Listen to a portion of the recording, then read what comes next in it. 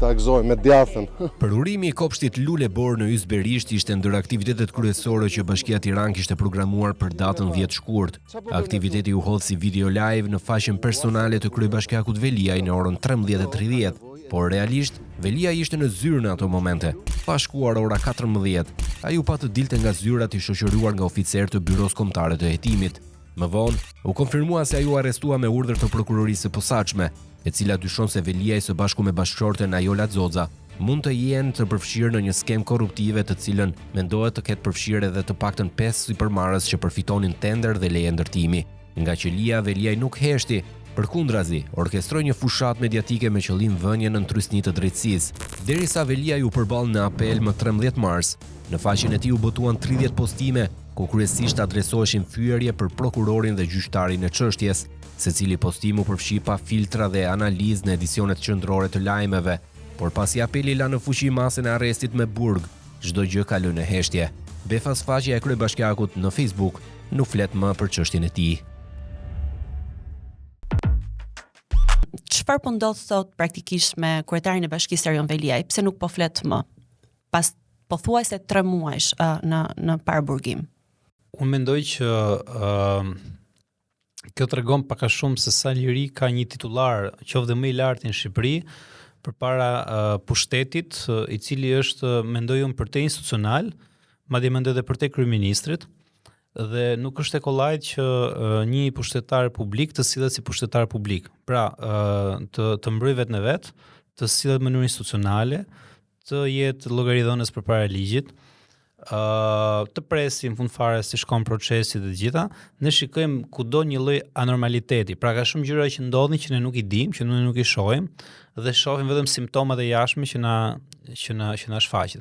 Dhe rasti konkret, po ta shikosh me kujdes, ne kemi të bëjmë me një person duke I referuar pak a shumë edhe përgjime dhe gjitha që ka qenë një situatë të jashtëzakonshme në momentin që është arrestuar dhe është përpjekur që brenda një kohe të caktuar për të shfrytëzuar gjitha bështoqjet që mund të lërë sistemi në mënyrë të tillë që kur dali përpara gjykatës të jetë deri diku me pozita të forta dhe ka bërë një strategji, por një strategji në kushtet e izolimit. Gjithmonë flasim për një strategji ku aktori kryesor dhe protagonist ka qenë në kushtet e izolimit dhe me çfarë ne dim tani dhe me çka ka dalë, më duket se ka qenë pak a shumë në kushte në kuptimin, nuk po e them për keqardhë dhe për kështu, po duket sikur ka qenë në kushte e një presioni të caktuar.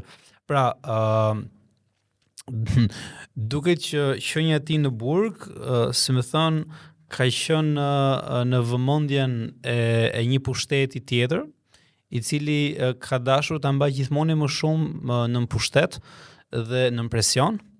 Dhe un kam dëgjuar gjëra të cilat me thënë të drejtën nëse janë të vërteta janë jashtëzakonisht shqetësuese për arsyen sepse në fund fare edhe publiku I intereson I njëri që kur ndodhet në qelit të paktën të ketë liri të mbrojë vetë në vetë. Pse? Jo thjesht për dalë Erioni pa fajshëm, sepse dihet pozicioni im dhe pozicioni shumë qytetarëve në lidhje me atë mënyrë si e ka administruar bashkinë, por ne intereson për pozita e tij sepse ai mund të tregojë gjëra të tjera, mund të nxjerrë gjëra të tjera, por në ato kushte është gati e pamundur. Pra ideja është në Shqipëri edhe në burg kur shkon, edhe aty nuk je, edhe aty nuk je, si më thon, në pozitën kur mund të fitosh, në mungesë të lirisë, më të pak mund të fitosh edhe lirie për të mbrojë veten tënde. As aty nuk janë. Pra, këtu më duket mua që ne jemi përballë një shteti absolut diktatorial, sepse të paktën në burg dikush duhet kishte mundësinë dhe lirinë që të mbrohej edhe që të kishte mundësinë të sjellej të paktën normalisht si çdo pritet. Ndërkohë që ne kemi një kryetar bashkie I cili duket që ndodhet një impresion të jashtëzakonshëm, është izoluar dhe bën pastaj sjellje të cilat janë me vërtet në kufirin e midis të naivit, midis personit që sigurisht do t'ja hedhi ligjit, patjetër që është në shkelje, por edhe një personi që nuk e di çka do mund të bënte tjetër në atë lloj situate, nëse nuk do ishte edhe ai mjedis, nuk do ishte edhe ai mjedis i kontrolluar nga pushteti. Është me vërtet shumë interesante dhe kërkon me vërtet një monitorim shumë të kujdesshëm për të kuptuar më thënë shkelje, për të kuptuar të keqen, për të kuptuar abuzimet që bëhen dhe për të kuptuar se sa i fuqishëm dhe se sa absurd është njëri sot që mban një post. Megjithatë, edhe pse i izoluar, ai pati një formë të caktuar, pra gjeti një medium për të komunikuar me publikun të paktën. Rrjetet e tij sociale që i pati shumë të fuqishme, qoftë me ndjekës, por edhe me mënyrën se si komunikonte me ta, përmes Facebookut, Instagramit. Kemi një nisje, një luftë, një seri akuzash nga qelia përmes një mediumi sikurse janë rrjetet sociale. Si e keni parë këtë komunikim, le të themi, nga izolimi i një personi politik, publik, me një pushtet caktuar në Shqipëri? Për mua i kanë ushqyer një iluzion. Unë nuk po them se ai njeri është i pafuqishëm, është njeri që nuk ka mundësi që të bëjë dëm edhe atje ku është, por mendoj që i kanë ushqyer një iluzion dhe në fillim fare nuk ka arritur ta kuptojë se në ç'pozita është. Ka menduar që dakord është marrë një mas, është një mas që unë mund ta zbuz dhe mund të kemi lloj pushteti për të sjell deri diku një lloj sikur të isha i lirë. Por nuk e ka kuptuar se ç'do thotë futesh në burg dhe unë këtu më vjen një sociolog i jashtëzakonshëm quhet Erving Goffman, i cili thotë që në momentin që dikush izolohet nga jeta jashtë, çdo parametër vlerësimi bie. E humbet sensin e asaj që është jashtë. Sepse është shumë kompleks realiteti jashtë. Ka të bëjë me informacionin, me lidhjet, me pozitën, me fuqinë që ke dhe në moment që ti ndryshon pozita dhe je aty ku je, pastaj ndryshon komplet. Ai për mua ka qenë totalisht i paaftë për ta lexuar. Ndjej që ky njeri ka qenë dhe të mërësisht shumë izoluar, shoh që me gjithë rrethin e njerëzve, shikoj një sjellje të njeriu që nuk ka kuptuar asgjë nga realiteti i ri ku është futur dhe kam parë me sjellje të gabuara, sjellje të nxituara dhe mendoj që në kushtet kur ka qenë, imagjinoni tani të flasësh në telefon ato gjëra që ne kemi lexuar në përgjime, kur ti e di shumë mirë që me 90% je i përgjuar. Shikoni se çfarë keq vlerësimi, çfarë keq interpretimi dhe çfarë lloj izolimi dhe çfarë lloj pamundësie. Që mjafton të më hapet një kanal edhe do bëj çmos, pra tregon fund fare një gjendje pamundësie, një gjendje frike dhe që është përpjekur ta rekuperoj me këtë. Përsa i përket pastaj rrjeteve sociale, unë mendoj që jemi një cikël komplet normal, sepse filloi me vrull të madh, gati kur ti lexoje ato statuset nuk e mendoje që ky njeriu është në qeli, dhe për ne them që ju ushqyer një iluzion. Vazhdoi me tër vrullin që ndoqi strategjinë që ti, si më thon, ti denigronte prokurorët me idenë që të paktën ato prokurorë cilët e kishin çuar deri në atë pikë të tërhiqeshin, pra quheshin njerëz që kanë diçka personale me atë, sepse nuk lejohet që ti të kesh një, është komplet ishte dështuar. Sepse ajo kthye kjo në një farë forme në një bumerang, pra gjithë ky sulm ndaj drejtësisë, ndaj prokurorëve të çështjes, fakti që këto akuza që ai përmes rrjeteve sociale i ndante u shumë fishuan edhe nga media apo nga antar të stafit të tij apo simpatizant të tij, ajo kthye në një lloj bumerangu, pra gjithë kjo narrativ që ai pati kundrejt drejtësisë. Ishte një iluzion, ishte komplet i keq interpretim. Ai mendoi që është akoma shumë i fuqishëm sa mund të, domethënë, flite me prokurorin sikur ai ishte jashtë. Ndërkohë që ti je brenda, domethënë prokurori ka arritur që në gjykatë, prokurori ka marrë mandat nga gjykata, nuk është se ka futur në burg vetë, prokurori nuk fut në burg. Dhe ka kaluar atë pjesën e vet, pra ka justifikuar punën e vet dhe ka arritur të bindë gjykatën që ti është më mirë të jesh në mas se sa të jesh jashtë.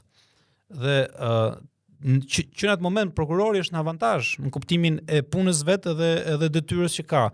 Ndërkohë që ti je aty ku je dhe është interesante sepse në momentin që ai ka qenë me vërtet i fuqishëm ku mund të bënte luftën, siç bëri ta zëm Zoti Meta, kupton që u goditi nuk është se i pati një sukses, po goditi me idenë tash unë jam i lirë, të godas pak ku jam këtu dhe po tash shikoj Zoti Meta, për shembull, goditi sa ishte i lirë, u përpoq, pastaj momentin që u fut brenda nuk foli më.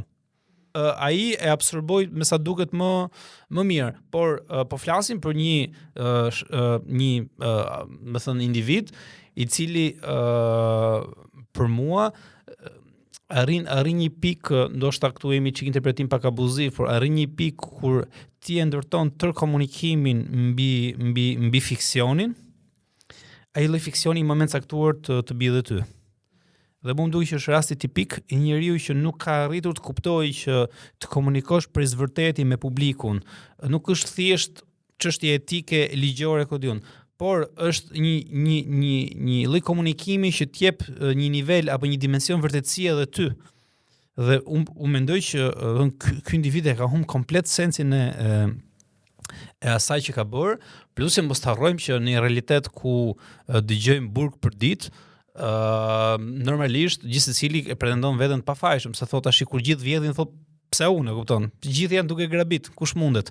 Dhe unë mendoj që deri diku ai e beson që është i pafajshëm, në kuptimin e beson, në kuptimin që ai di që gjithë vjedhin. Dhe thot unë jam i pafajshëm në këtë realitet.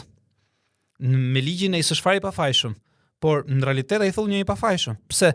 Sepse ai e di shumë ku ka jetuar dhe unë e kam quajtur një lloj Squid Game, domethënë nga këto seriali që vriteshin për një shumë parash, ku një gabim i vogël, një gjë e vogël të vriste dhe realiteti shqiptar është ndërtuar një lloj Squid Game ku shikojmë njerëz që eliminohen ditë mbas dite, ndërkohë që përpiqet që loja të vazhdojë.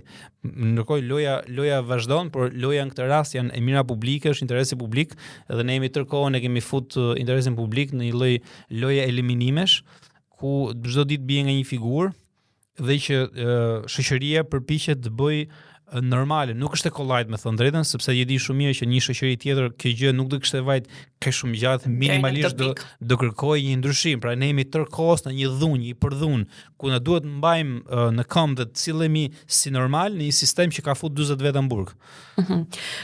Ajo çfarë vum re për t'ju rikthyer sërish mënyrën se komunikimit dhe se si ai e shpërndau narrativën e tij, le të themi, përmes rrjeteve sociale, ishte shumë fishimi i këtij mesazhi nga ndjekësit, mbështetësit e tjerë.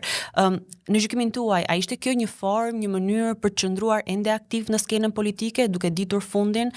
Ju përmendet pak më herët tani më është kthyer në një nostalgji, duke qenë se kemi 3 muaj që ai ndodhet i arrestuar, domethënë, po a ishte kjo një lloj tentative për të qëndruar aktiv përmes postimeve, përmes rikujtesës postimeve se çfarë ka ndodhur vite më përpara, çfarë punësh janë kryer? Ju si e keni parë? Një tentativë për të qenë aktiv, një tentativë për të paraprirë ndoshta dhe fushatës elektorale që në të cilën ndodhemi? Arsyetimi që ne mund të bëjmë është duke parë mënyrën e komunikimit me pozitat e personit dhe rrjeti social për atë ishte vetmja formë që tregonte një lloj fuqie. Në momentin që ai lloj fuqie i iku dhe u mor vendimi, pra i ra tër kauza, i ra tër fabula, tani duket që ka një lloj qetësie, pra ka një lloj rikonfigurimi të plot të pozitave dhe nuk e shohim më që të përmenden emra prokurorësh dhe këto, dhe në lidhje me këtë, pastaj nëse e ka apo nuk e ka faqen, unë me thënë drejtën kam një lloj kështu misteri në kokën time, kam një lloj enigme, sepse kam parë ndryshime, shikoj dhe njerëz tjerë që e thon, pastaj ndodhi ajo që ndodhi me përzgjedhjet që u bën nga qelia dhe pastaj u hodhën poshtë dhe u rikonfirmuan ata që ishin, pra ka ndodhur një farë çarje aty, konflikti, i cili mendoj që ka reflektuar edhe tek pjesa e pozitave dhe kjo pastaj mundet që në momentin që ka ndodhur kjo përplasje shumë e fortë, që ishte evidente, mundet që të ketë pas një tentativë ose për ta disiplinuar komunikimin, për të thënë që tash stop, boll, domethënë tani është kjo, ose për ta marrë fare. Kjo është një gjë që për mua ja vlen absolutisht të bëhet një investigim i mirë edhe të shikohen edhe në kontekstin e fushatës, edhe në kontekstin e luftës pushtetit, edhe në kontekstin e një funksionari publik, edhe për të kuptuar pak a shumë si funksionon temperatura politike, sociale në Shqipëri, sepse për mua rasti i Kryetarit të Bashkisë është kazus që çdo sekond që kalon prodhon sinjal, prodhon komunikim. Edhe qoftë duke lexuar një status aty ti kupton. Tani ti je student e gazetarisë dhe që nga shkolla Kolumbias që vitet 40, ata thonin që shikon çfarë nuk del, jo çfarë del. Gjithmonë ajo që del, fshet diçka që nuk del. Dhe ata thonin është më mirë të analizosh ajo që fshihet dhe ajo që fshihet tregohet nëpërmjet asaj që tregohet. Pra ajo që ne shohim, në fakt nuk është ajo që është në realitet dhe jemi gjithkohës në fshirje ose në fshehje, sepse që të vi ajo e vërteta, sigurisht e vërteta mundet si më thon tani të shprehet në për kontekste tjera, mund të jenë kontekstet e punës prokurorëve, por në rrjetet sociale pak si vështirë të shprehet e vërteta ashtu siç është, por ne në gjithsesi shikojmë dhe aty ka plot gjëra për të lexuar. Për shembull, ju si gazetar, unë nuk jam gata për shembull që mendoj që duhet patjetër të vi fakti në dorë si puna e një zogu dhe ti thua ja ku e kam. Unë lexoj realitetin shqiptar për shembull shumë herë duke dëgjuar qëndrimet e shumë analizëve njëkohësisht.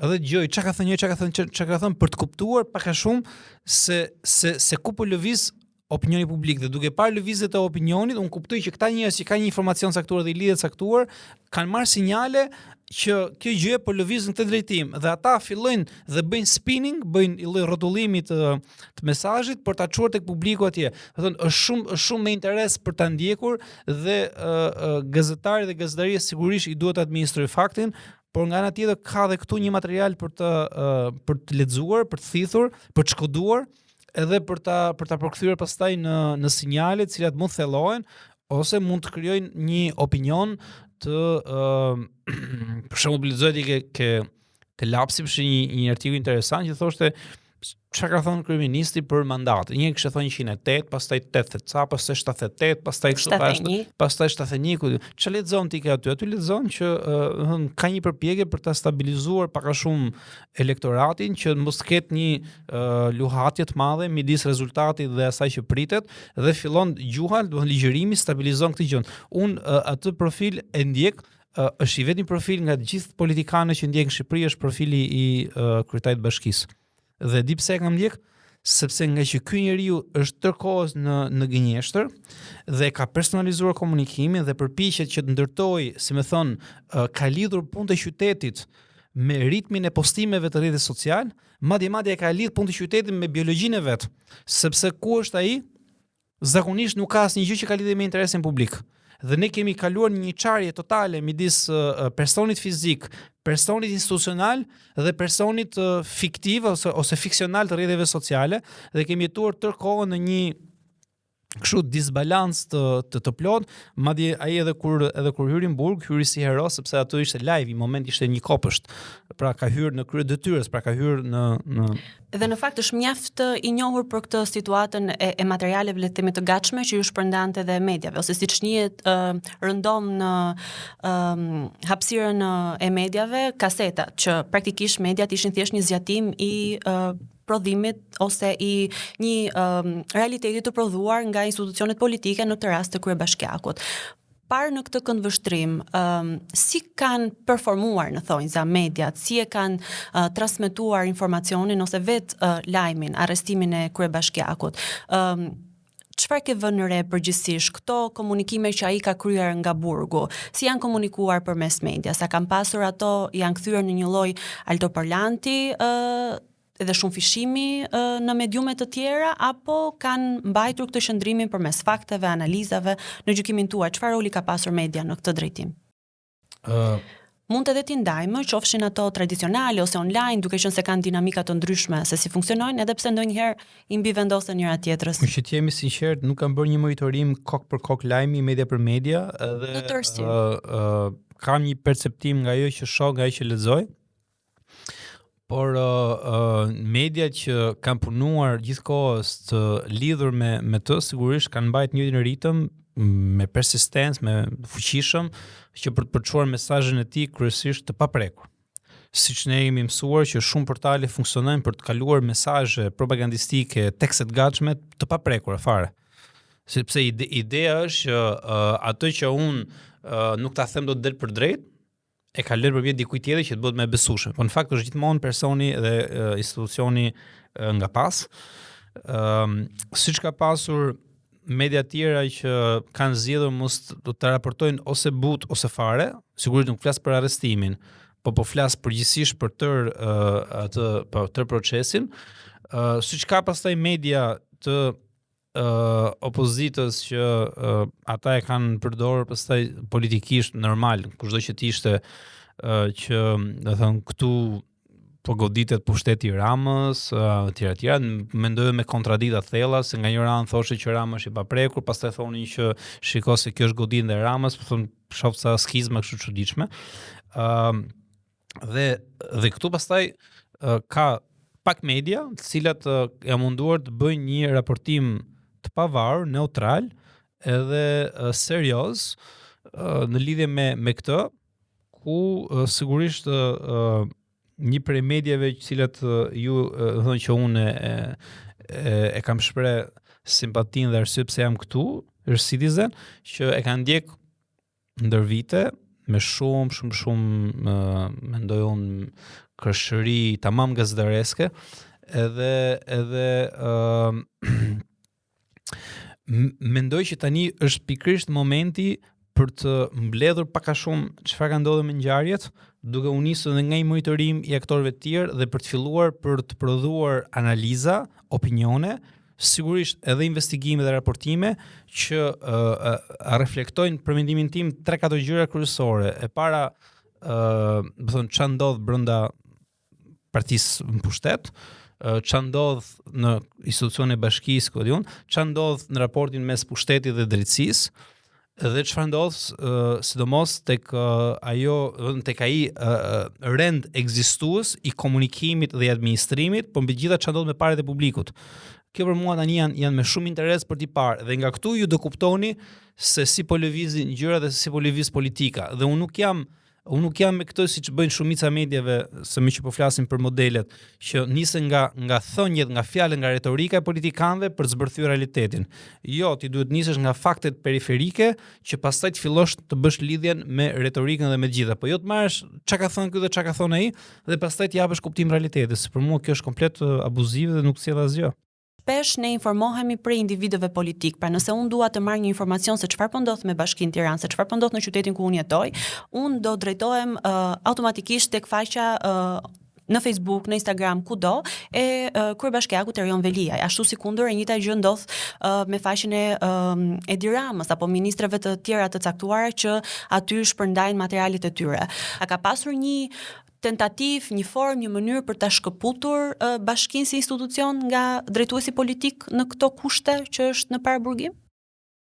Patjetër, ideja është mënyra për t'ia marrë institucionin qytetarit është duke e vrarë simbolikisht. Pra, në moment që ti i heq logon, i heq prezencën, i heq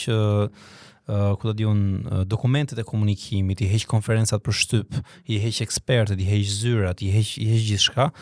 Gjitha pastaj kthehet spektakël me një burim qendror, kur ti për të marrë vesh gjithçka që ka lidhje me bashkinë, duhet shkosh tek profili kryetarit, i cili me qira fjala, ta po të shikosh me kujdes, janë shumë të ngjeshëm dhe shumë të zellshëm për të përqendruar komunikim aty ku intereson me marr pushtet dhe vëmendje, sepse përdoret vëmendje pastaj për gjëra të tjera, të zonë kryetar bashkie, shikon atë perspektivë për të bërë kryeminist, e politizon ekstrem fare, domethënë. Por nga ana tjetër, njëti individ i kemi parë se si kanë mohuar veten e tyre kur i ka ardhur tërë përgjegjësia mbi shpallë, thonë jo, s'kam bërë ata. Madje kemi dëgjuar që thonë që unë s'kam asnjë përgjegjësi është individuale dhe institucionale. Ndërkohë që po ta shikosh mënyrën se si këta komunikojnë, të gjitha të mirat, vëmendjen, pushtetin, gjithçka e duan për vete, kur vjen puna për të mbarë përgjegjësinë, mohin veten. Thot, kam lidhje, s'ka qenë unë atje, unë jam thjesht një individ, po shkoj ta ndjekin me anë të ligjit me këtë gjë. Pra, ti shikon që në fakt këtu kemi një lloj loje ku aty ku ne intereson ne mbledhim, e përqendrojmë për vete, kush na intereson pastaj e heqim përgjegjësinë nga vetja, dhe këta nuk e kanë kuptuar asnjë ditë që sa më shumë pushtet të përqendrosh, sa më shumë vëmendje, sa më shumë aq më shumë të bien përgjegjësitë mbi shpatulla. Dhe tash që këtyre u duhet i heqim përgjegjësitë dhe të thonë që prit mos se si kemi ne të gjitha, tani është shumë vonë. Sepse i kanë përqendruar të gjitha dhe unë mendoj që një nga arsyet sepse në Shqipëri akoma vazhdon ky lloj sistemi i kapur tërësisht është dhe për faktin sepse sistemi është ndërtuar në mënyrë të tillë ku çdo gjë lidhet me njëshin. Dhe unë kam dhe i testimen që është kaq e lidhur dhe kaq e enkapsuluar gjëja sa këto, si më thon, përqendrimi i pushtetit, i cili sigurisht është në duart e pushtetarëve politik, por dhe ekonomik, ka ndërtuar një lloj koherence mes tyre, sa është një lloj kursi këmbimi, ku çdo gjë që qarkullon në shoqëri është tëra e sintonizuar në atë pikë që të prodhoj një efekt ekonomik, social, simbolik, komunikativ, politik e të gjitha. Po të shohësh për shembull, po të monitorosh gjithë mediat kryesore në Shqipëri, kam pa pak me kujdes të kohë, asnjë nuk e vën dyshim që Partia Socialiste është fituese. Të gjitha.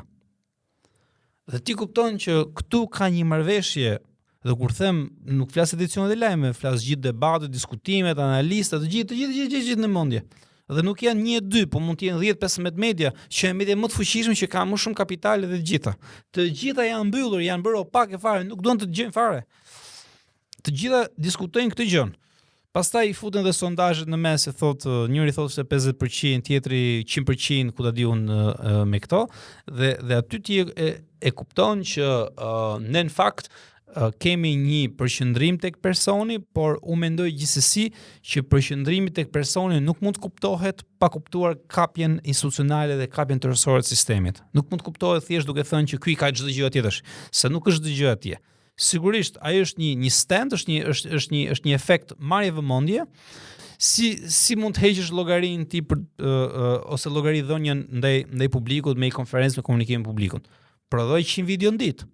Është kaq e thjeshtë. Bëj këto media që të raportojnë 100 video që ti ka prodhuar, çoj tekstet e gatshme dhe gjitha dhe aty nuk ke ç'a merresh, domethënë.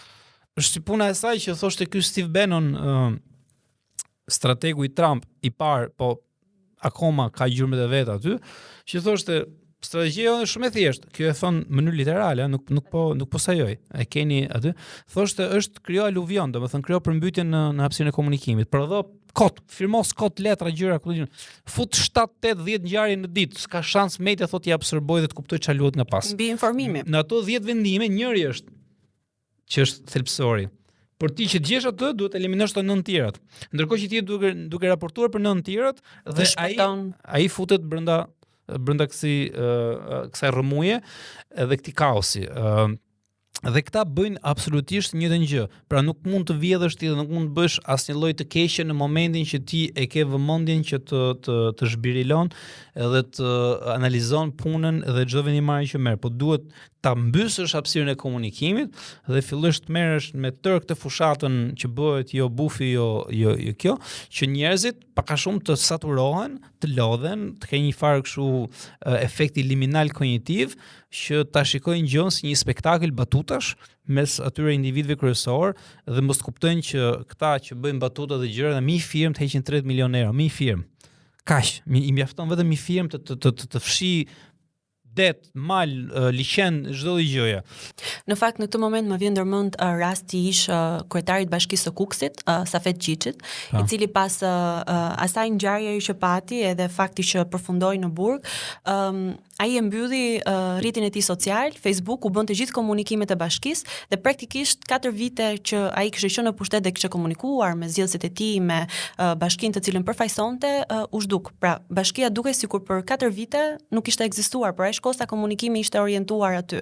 Pra duket sikur institucionet nuk kanë një lloj memorie dhe sa herë rivjen në krye të tyre dikush tjetër, duhet ja nisin nga zeroja.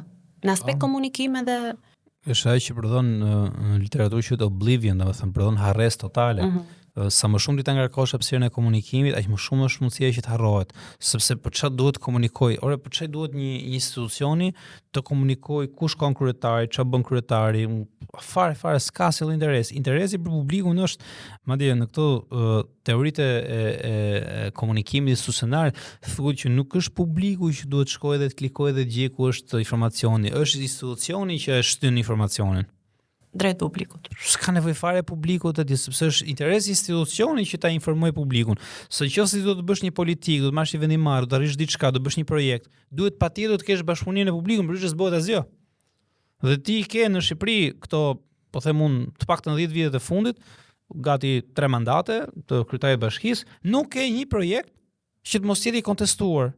Sot Shqipëri ke 10 protesta që po bëhen në atje, ndërkohë këto janë projekte publike. Këta duhet të kishë gëzuar gjithë shoqëria, ndërkohë që ke gjithnjë duke përleckash me polici dhe me këto. Pra, kjo prodhon këtë lloj çarje dhe prodhon këtë lloj çinteresimi të plot ndaj asaj që ndodh jashtë dhe a thot po e përtype mirë, se përtype nuk ka problem. E qartë. Për të rikthyer shumë shkurtimisht edhe një momenti tjetër që mu duk mjaft interesant pas le të themi arrestimit të kryebashkiakut Veliaj, ishte një lloj protagonizmi që mori kryetari i Partisë Socialiste dhe një herazi kryeministri Edi Rama nga i gjithë kjo situatë. Pra patëm disa takime të her pas hershme në Bashkinë Tiranë, edhe po ashtu patëm këtë, le ta themi thojza, mitingun me të gjithë përfaqësuesit edhe punonjësit e Bashkisë Tiranë në sheshin Skënderbej, ku ai pati dhe një lumë akuzash ndaj drejtësisë etj. Në gjykimin tuaj, a ishte ky një lloj ose një shpërthim zemërimi ndaj se çfarë ishte kryer deri më tani, apo një mekanizëm ose një, le të themi, strategji për t'i paraprirë fushatës që do të hynë? Për mua janë dy. Nga ana e kryeministrit. Krijon dy bashkëllëqe të mëdha. Bashkëllëku i parë është administrimi i bashkisë. Ke parasysh që ne, për shkak sepse jemi ushqyer me këtë idenë që çdo gjë ekziston e komunikuar dhe jo e bërë, jo punë e bërë, në moment që ti më heq komunikimin, domethënë nga ana kognitive është shillë ekzekutimi, e kupton? Se unë jam mësuar që punën ti shoh nëpër kamera, më mësuar të shit. Mund nuk më zgjidhet asgjë konkretisht, por ndërkohë kamerat janë aty.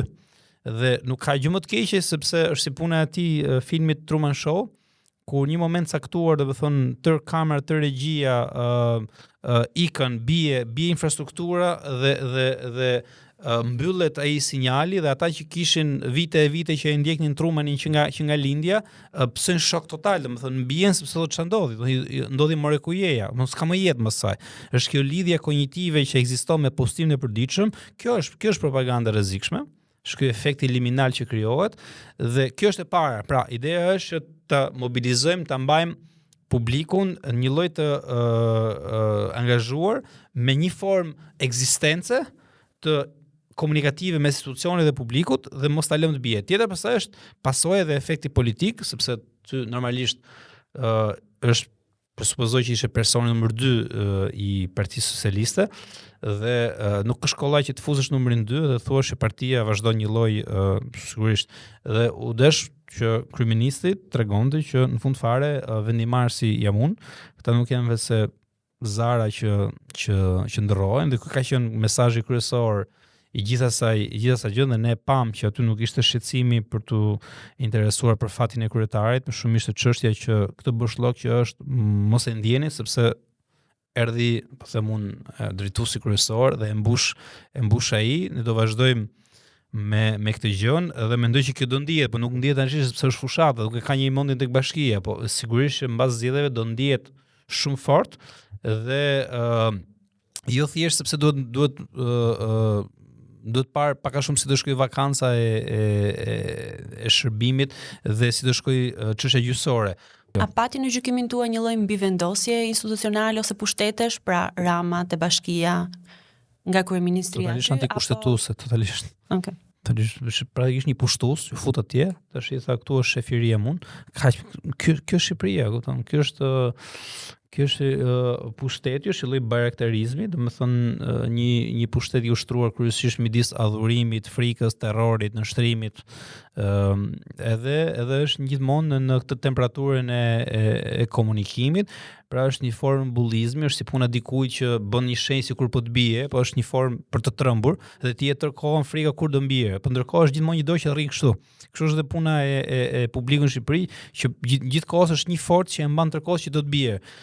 Dhe kjo unë kam të konstatuar, po them testuar, që ka shumë njerëz që realisht këtë lloj frike dhe këtë lloj pamundësie kognitive për të parë për te e kanë të implementuar, e kanë të injektuar në kokën e tyre.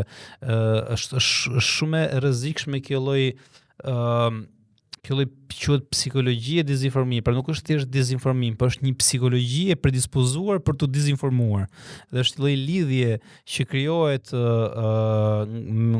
publiku me burimin, kur publiku ka 10 vjet që vetëm rrehet. Edhe ka një farë, si më thon, injeksioni, kthehet një lloj varësie, një lloj atashimi me këtë, dhe shumë e vështirë që të shputet dhe të filloj të mendoj si një qenie ku informohet, ku publiku, institucioni japin llogari, kur aktorët social politik në faktikisht janë një lojë të lishme, të ndershme, normale, dhe këto janë fantazira, nuk për momentin jo. Un jam 1000% i sigurt që çfarë janë aktorët kryesor, social, politik, analistat, mediatik, të gjithë luajnë një lojë. Të gjithë ecin me idenë që kështu është shumë mirë, nuk është kollaj të ndryshosh, është vështirë. Tamam e ndryshim që thonë ju nuk ndodh, sepse kështu ndodh edhe në Uganda, edhe në Kongo, edhe në Burundi, pak a shumë njëjta gjë ndodh. Dhe këto janë të gjitha frame, me thënë të drejtën është një lloj torture psikologjike e bërë laboratorike, e ndërtuar në mënyrë të tillë që publikun ta mbajë gjithkohës të lidhur me një vujtje, gjithmonë të lidhur me një pamundësi. Është një formë që quhet një formë regresi psikologjik. Kur ti lëshon çarmatosësh komplet, thua tash më merr dhe më tërhiq, nuk kam fuqi më me ndërzohesh. Nuk ndërzohesh, po. Është lloj mpiri, është lloj lëshimi. E keni ndjekur fushatën, jemi në fushat. Si është situata tani më, parë nga fakti që kemi disa persona në gjykim që kanë qenë në krye të institucioneve të rëndësishme, po ashtu dhe në aspektin e Partisë Socialiste, Edi Rama duke ndjekur një fushat për një mandat të 4, ndërkohë me disa kuaj më pak në këtë garë, pra shkosa disa të tjerë po gjykohen. A ka një lloj ndikimi kjo, si e shikoni? Po, unë me thënë drejtën e kam ndjekur pak personalisht, po që mbas një interviste që më ftoi dikush, isha kështu si i harruar, se njerëzit akoma ishin te efekti i bufit, pash që pas asaj interviste, më kanë ardhur 4-5 ftesa direkt, po brenda një dite. Dhe kuptova që ishte akumuluar një nevojë jashtëzakonshme për të kuptuar më çfarë po ndodh me fushatën, dhe me thënë të drejtën vetëm për arsye sepse shikoj një bërshllëk shumë të madh midis asaj angustie që njerëzit i përfshin momentin që duan të shpjegojnë diçka dhe nuk e shpjegojnë çfarë po ndodh, kupton. Dhe unë mendoj që midis asaj që ne shikojmë në media, në televizor, që komunikohet dhe asaj që ndodh në terren s'ka asnjë lidhje. Në terren vazhdon më thënë kontakti del për drejt, vazhdon shantazhi, vazhdon presioni, vazhdon blerja, vazhdon të jeni shumë sigur për këtë gjë, siç edhe ka ndryshime thelbësore nëpër komunitete të vogla, nëpër grupe familjare, shoqërore, vendi pune, ku diun, që ka ndodhur një tronditje shumë e thellë e opinionit publik, dhe unë jam 100% i sigurt që ato kuaj që ti thua që kanë humbur rrugës, e kanë trondit shumë fort opinionin publik. Unë nuk e di atë përkthehet në votë, këtë nuk e them dot, por e ndjej që struktura, ajo që thash, ai sistem i mirë strukturuar që punon me tërë aktorët, që përpiqet të krijojë idenë që këtu s'ka nevojë më, nuk ka ç'a ndryshohet, sepse fare kështu funksionon, që është një sistem sa politik, elektoral, kodizjedhor, social, mediatik, të gjitha ekonomik, monopole, gjitha çdo gjë është e kapur. Unë kam vënë që ka pësur struktura një goditje. Jam nuk thoj e sigurt, po kam një far intuite që ka përdhënë një efekt në pjesën elektorale, dhe sepse thash kur ti e çan në dysh dhe thua që ne rrim këtu sepse duam ta marrim një pjesë të opinionit të mpir, ka një pjesë e shoqërisë që e ka humbur lidhje dhe besimin me mediat gjithkohës dhe ka një formë organizimi grassroots mes tyre, do të thënë në mënyrë horizontale dhe krijohet kjo lloj çare, do mendoj që kjo çare ka për ta dhënë efekt në vet. Sepse i shoh shumë njerëz që janë tundë në opinione, nuk janë shumë të bindë që gjendja duhet të jetë kjo që është dhe gjendja është e pandryshueshme. Pastaj nëse të bëjmë një analizë ftohtë për komunikimit, unë mendoj që të gjithë aktorët politik tradicional janë në të njëjtin kurth, janë duke bërë të njëjtën gjë. Vazhdojnë bëjnë njëjtën gjë sepse për mendimin tim në thelb ata janë të marrë vesh njëri me tjetrin. Nuk duan që tu të bëhet ndryshime thelbësore. Nuk mendoj sot që për opozitën ka rëndësi nëse është Rama apo s'është Rama në pushtet. Rëndësi ka të jetë ky lloj sistemi në lojë. Ndërkohë për aktorët e ri, sigurisht aty ndryshon loja, sepse i shoh që ka një frym, ka një lloj kështu erosje dhe po përpiqen ta pasurojnë shumë hapësirën dhe ofertës politike dhe mënyrën dhe të gjitha dhe do thoya që pa diskutim që për ato pjesë që është e papërfshirë, pa mpirë nga ky sistem i enkapsuluar, me siguri që do japi një lloj efekti dhe për këtë lloj opinioni ka filluar që njerëzit e kundërshtojnë një farë ndryshimi. Kurse ka pjesë tjera opinion, për shembull, mua më ndodh shumë e çuditshme që ulem me njerëz tavolinë që ata, s'është asgjë, është më me ulesh me njerëz tjerë pastaj që ku e diun, thon po ndryshon, është kjo, është ajo. Dhe në zgjedhje, në rezultat, sido që dali rezultati, unë mendoj që kjo do reflektohet kjo lloj skizme dhe kjo lloj shkëputje madhe midis një sistemi të kapsuluar edhe popullsisë që ka mekanizëm të vet ndërtimit të opinionit, ka atë, si më thon, botkuptimin e vet, ka mjedisin e vet, ka psikologjinë e vet dhe që ky lloj sistemi nuk arrin dot ta kapi, pra nuk është si ato drita që thithin, si puna e që kapi mushkonjat. Është edhe kjo pak aspekti im social në kontaktet që kam, sigurisht nuk jam duke shpreh dëshirë në mënyrë absolute, por nuk mund ta heq këtë lloj dimensioni që unë e marr dhe e përthith për ditë dhe mundohem ta interpretoj kështu, pra që ka një shputje mes sistemit dhe asaj që ndodh në popullatën e thjeshtë. Ervin, shumë faleminderit, ishte shumë kënaqësi biseda. Kënaqësi e madhe edhe besoj se do ritakohemi shpejt edhe të uroj sukses në këtë sipërmarrje. Shumë faleminderit. Faleminderit.